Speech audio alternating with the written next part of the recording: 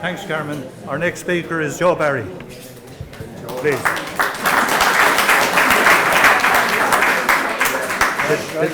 The day the Pipe Band opened the Garda College. Thanks, Joe.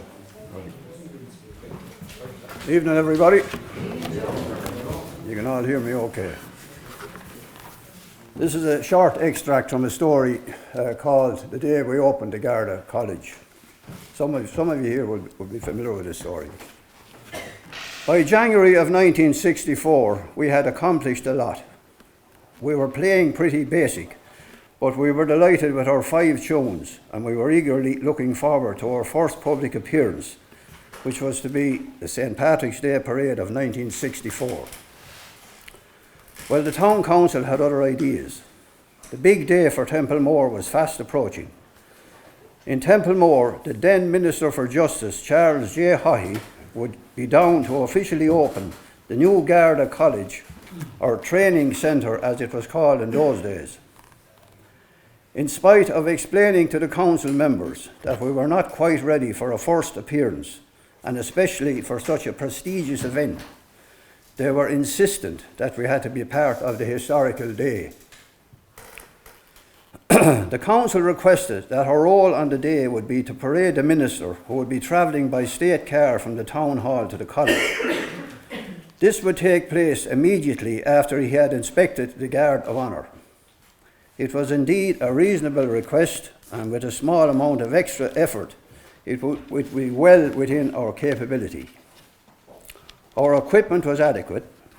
We had just purchased 6 sets of Crowley pipes from the Presentation Convent in Thurles, along with a set of saffron kilts and shawls.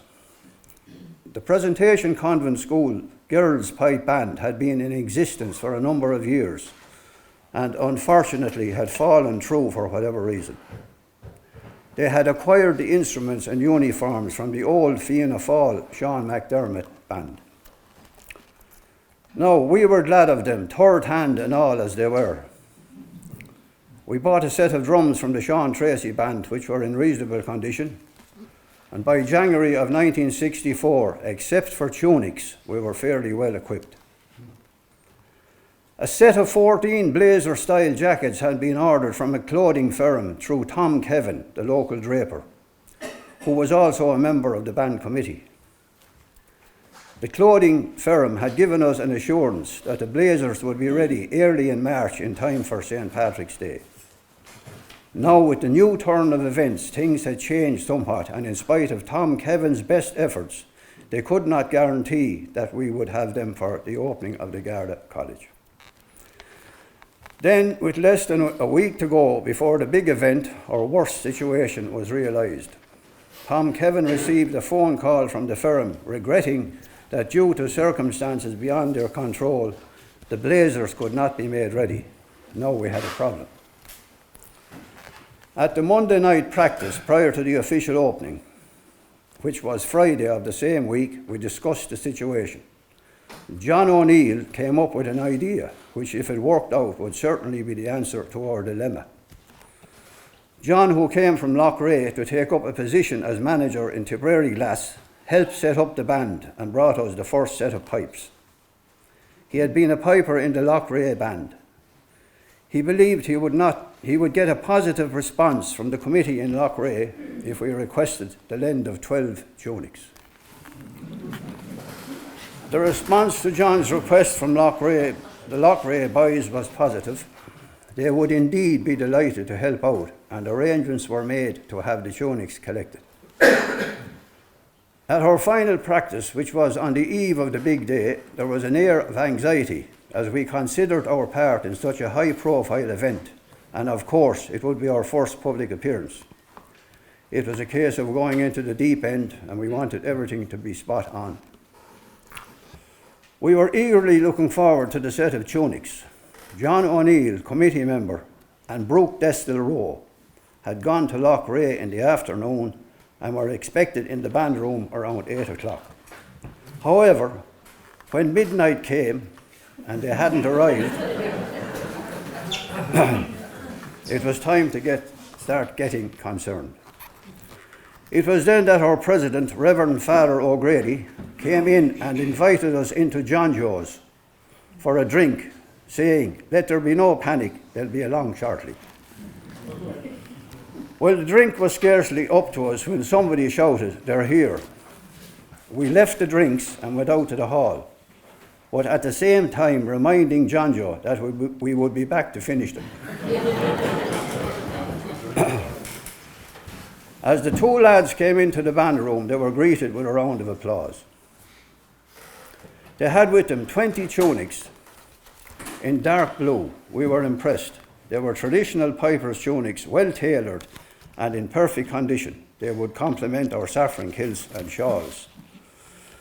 Well, the big day dawned with frequent showers of sleet driven by a bitter north wind.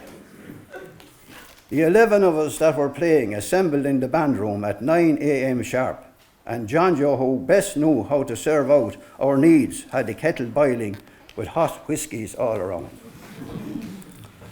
All the non-playing committee members were all assembled, as well as in their best suits. We were pleasantly surprised when Johnny McDonagh arrived with a bottle of Paddy whiskey for us, compliments of the UDC, and John Joe's electric kettle must have thought it was Christmas.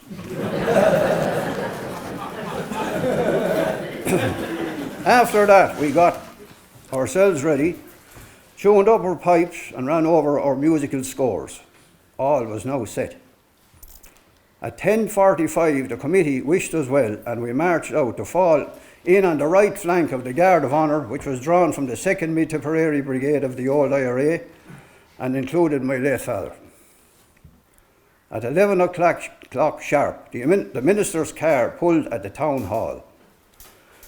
When Charles J. emerged, he was greeted with a round of applause from the large crowd that had gathered.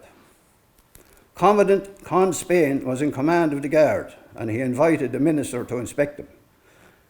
As he walked down the proud ranks, we played Let Erin Remember.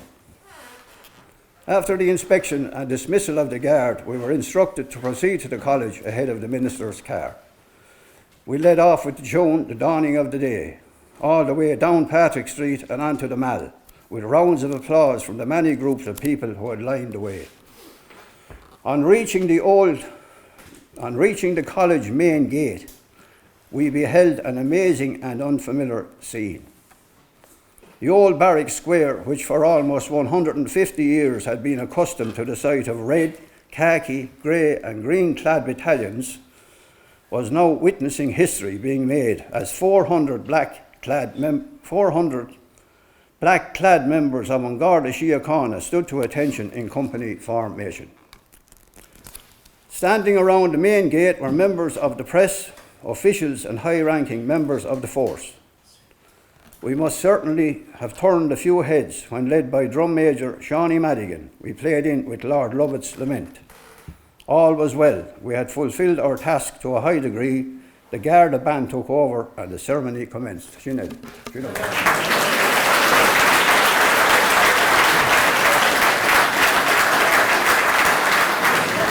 Hello again. Hello. Appropriately, in addition to what I've been talking about, we have a short performance from two members of the band. Okay. Apologies for today.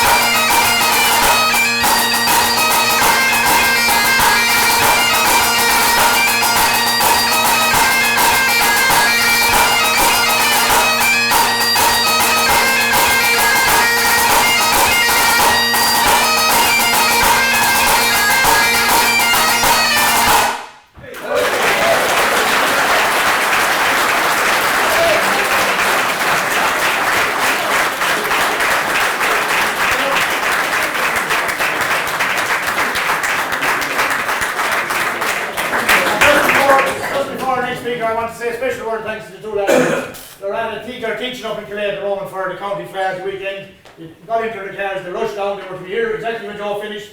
Traffic caught them up down and they're heading back to Calais. So they're really